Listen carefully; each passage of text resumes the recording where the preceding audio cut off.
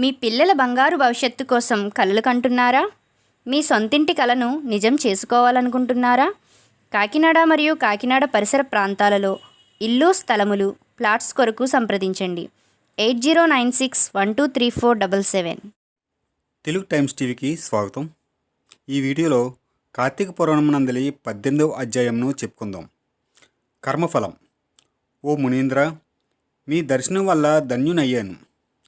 నా సందేహం నివృత్తి చేసి జ్ఞానోపదేశం చేయటం వల్ల నేను నీకు శిష్యునయ్యాను. నాకు సర్వము మీరే. ఏ పూర్వపుణ్యం వలనో మీ దర్శన భాగం కలిగింది.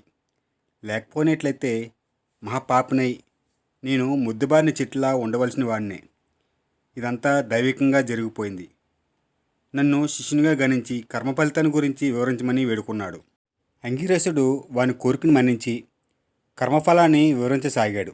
నాయనా, నీవు అడిగినది అందరికీ ఉపయుక్తమయ్యే విషయం శ్రద్ధగా వినుము.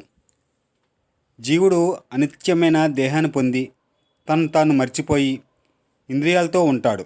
శీతోష్ణాది ద్వంద్వాలన్నీ దేహానికే కానీ ఆత్మకు ఎన్నడూ లేవు. కాబట్టి దేహావస్థ పొందిన వాడు క్రమంగా సత్కర్మలు చేయడం ప్రారంభిస్తాడు.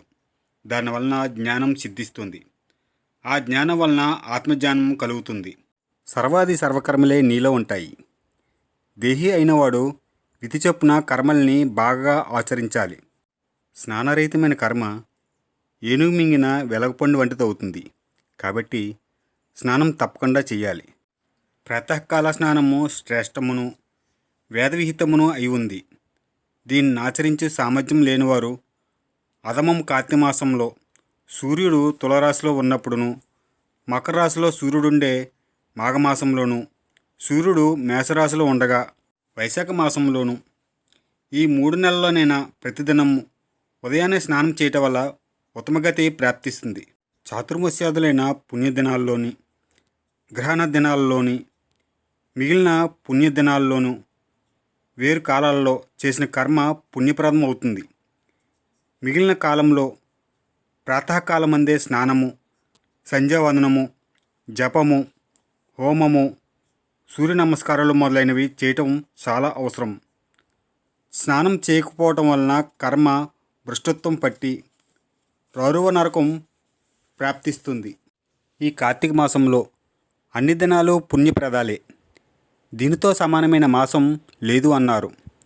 ఆ మాటలు విన్న ఉద్భూత పురుషుడు మునితో, మహాత్మా, తమరింతకు ముందు ప్రస్తావనలో చాతుర్మాస్యాలను ఉదహరించారు. ఆ చాతుర్మాస్య వ్రతము ఎవరో ప్రకటించారు? దాని ఫలితం ఏమిటి? నాకు ఇప్పుడు గతి ఏమిటి చెప్పమని అడిగాడు. అంగీరసుడు తిరిగి చెప్పడం ప్రారంభించారు. నాయనా, ఆషాఢ శుద్ధ దశమి నాడు జనార్దనుడు నిద్రాజ్ఞాన్యంతో లక్ష్మీదేవితో క్షీరసముద్రాన శయనిస్తున్నాడు. కార్తీక శుద్ధ ద్వాదశి నాడు తిరిగి మేలుకుంటాడు.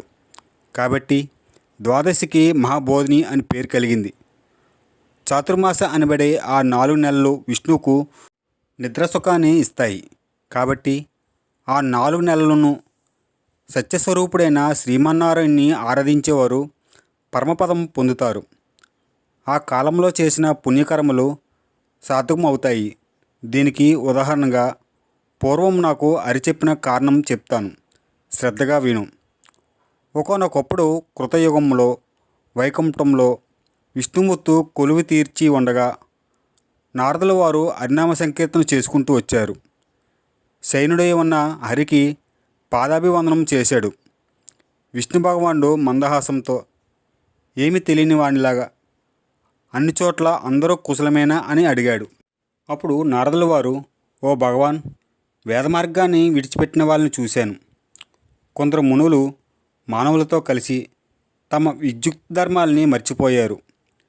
వారికి మోక్షం ఎలా కలుగుతుంది? కొందరికి భక్ష్య వివేచనం లేదు.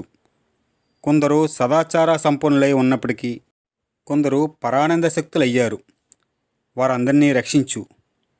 ఏదో ఉపాయంతో వీరికి మేలు చేయమని కోరాడు. అప్పుడు శ్రీమన్నారాయణుడు లక్ష్మీ సమేతంగా గరుడ వాహనం మీద భూలోకం వచ్చాడు. వేల కొలది ఋషులుండే తావును ఉద్ద బ్రాహ్మణ రూపంలో సంచరిస్తుండగా కొందరు బ్రాహ్మణోత్తములు భక్తితో అతిథి పూజలు చేశారు. మరికొందరు చేయరాని పనులు చేస్తున్నారు. వాళ్ళందరినీ చూసిన భగవానుడు వాళ్ళకు తరుణోపాయం ఆలోచిస్తూ నిజరూపం ధరించి ఋషిమండపానికి వచ్చాడు.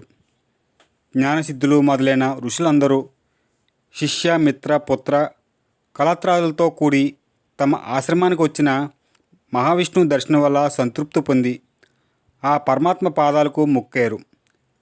అనేక విధాల స్తుతించారు. ఇది శ్రీ స్కాంద పురాణాంతర్గత కార్తీక మహత్య మండలి 18వ అధ్యాయం సంపూర్ణం.